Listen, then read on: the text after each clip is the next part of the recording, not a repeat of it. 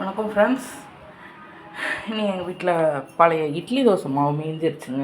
அதை நான் ஆப்பமாக பண்ணலான்னு சொல்லி ஒரு ரெடிமேட் ஆப்பம் ரெடி பண்ணியிருக்கேன் பாருங்கள். இது தோசை மாவில் கொஞ்சம் வெல்லம், கொஞ்சம் நாட்டு சர்க்கரை, கொஞ்சோண்டு காட்டம் போட்டு கரைச்சிட்டு நான் இப்போ ஊற்றி எடுக்க ஆரம்பித்தேன். இந்த மாதிரி நல்லா பாருங்கள். இந்த மாதிரிங்க ஒரே ஒரு கரண்டி எடுத்து ஊற்றிட்டு சுற்றினா போதும், ஆப்பம் ரெடி. எனக்கு ஒரு இதில் 10-20 ஆப்பம் கிடச்சிருக்கு, ஒரு 15 ஆப்பம் கிடச்சிருக்குங்க. சந்தோஷமாக இருக்குது. I'm glad to say after back long time இங்கே ஒரு ஆப்பம் ரெடி பண்ணிகிட்ருக்கேன். அதுவும் வெல்லம் ஆப்பம். சூப்பரான ஒரு ஈவினிங் ஸ்நாக்ஸுங்க.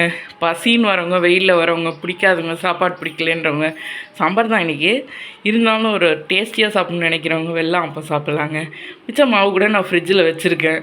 இங்கே ஒரு 7-8 பேர் இருக்காங்க. இது நான் ப்ரொபகேட் பண்ணுறதா இல்லை. ஸோ மாமா சாப்பிட்டுட்டு எதுவும் கொடுங்கனாங்கன்னா மாவாகவே கொடுத்துருவோம். அப்படி இல்லை ஊற்றி தான் கொடுக்கணும், ஊற்றியும் கொடுத்துடலான் இருக்கேங்க. ரொம்ப சந்தோஷமாக இருக்குங்க. இதான் அந்த ஆப்பம், இதான் அதோட அவுட் பாருங்கள். தேங்க்யூ.